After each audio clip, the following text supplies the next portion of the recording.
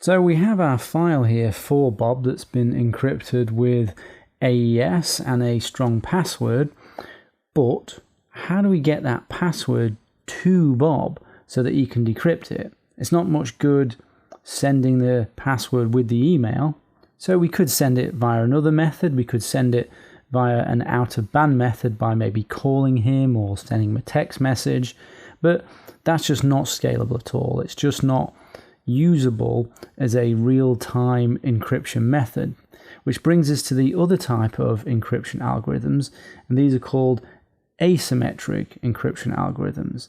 And this is because they use two keys as opposed to one key. And asymmetric is also referred to as public and private key. And public and private are the two keys that are used in asymmetric encryption. So we have symmetric encryption, one key, asymmetric encryption, two keys, the public and private key. Some very smart people invented this public and private key encryption and the algorithms based on the difficulty of certain mathematical problems. I won't go into the details of the mathematics, as understanding it isn't required to keep you secure. You just need a basic understanding to make the right choices about the algorithms and the strength of the algorithms and the crypto systems that you're going to use. So the following are examples of asymmetric keys that you will see. The first one is RSA, and this is very common, one of the most common asymmetric algorithms that you will see, and I'll show you where you see them and how they're used. The security of the algorithm comes from the difficulty of factoring large numbers into their original prime numbers. Another common and increasingly popular algorithm is the elliptical curve crypto system, or ECC. Security of this algorithm comes from computing discrete algorithms of elliptic curves. There's Diffie-Hellman, and the security of this comes from the algorithm calculating discrete algorithms in a finite field. Diffie-Hellman is becoming more popular because it has a property called forward secrecy, which we'll discuss later. And then you've got Elgamal, and the security of this algorithm comes from calculating discrete algorithms in a finite field as well.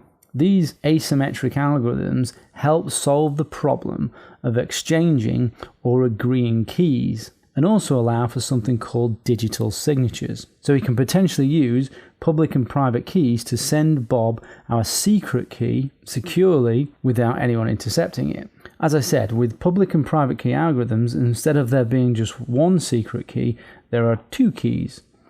But in this case, there are the public key that is designed to be known by everybody, i.e. it's public, and the private key, which should be kept secret at all times or private. Now these keys are mathematically related, and the two keys are generated at the same time. They have to be generated at the same time because they are mathematically related. Any website that uses HTTPS, for example, has a public and private key they use to exchange a symmetric session key to send you encrypted data. So it's a bit like the zip file that we've seen. They use these public-private keys, and then they need to send another key, like the key we're using for the zip file, in order to do the encryption. So in asymmetric encryption, if a message is encrypted by one key, the other key is required in order to decrypt that message. If you encrypt with the private, you need the public to decrypt. If you encrypt with the public, you need the private to decrypt. It is not possible to encrypt and decrypt using the same key, and that's crucial.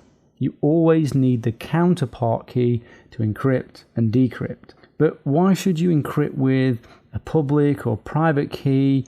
What's the difference? What's the point of using them? Why not just use one of them? Well, let me explain the usefulness of these and how they can be used.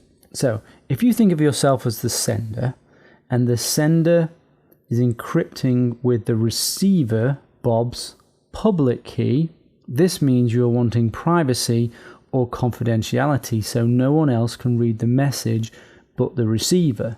So you encrypt the file with the receiver's public key. The message can only be decrypted by the person who has the corresponding private key, or Bob's private key. The receiver, though, cannot confirm who has sent it, that you have sent it, i.e. there is no authentication because anyone can use Bob's public key to encrypt. So when the sender encrypts with the receiver's public key, the message is confidential and it can only be read by the receiver who has the private key to decrypt the message, but there's no guarantee of where that message came from. And that brings us to the second way of using these public and private keys. So if you encrypt with your own private key, then this means authenticating is what you're interested in. It means it's important to you that the receiver knows that it is you that has sent it. So you would encrypt with your private key. This provides assurance to the receiver, Bob, that the only person who could have encrypted the data is the individual who possesses that private key, your private key.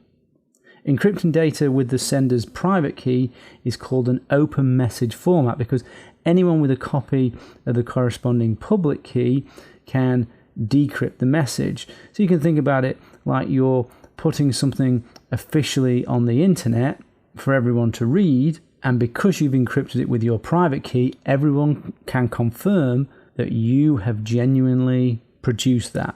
Confidentiality or privacy is not assured in this case, but authentication of the sender or you is. Now, when various encryption technologies are used in combination, such as the ones we've talked about, because these can all be used in combination and not used in isolation, they're called a crypto system. And crypto systems can provide you with a number of security services.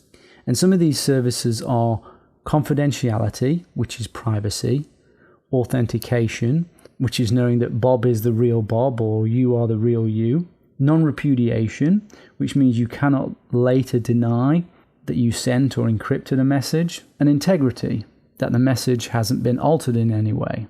Examples of crypto systems include anything that uses this encryption technology, so PGP, BitLocker, TrueCrypt, TLS, even BitTorrent, and even the example of WinZip that we use to encrypt that simple little file.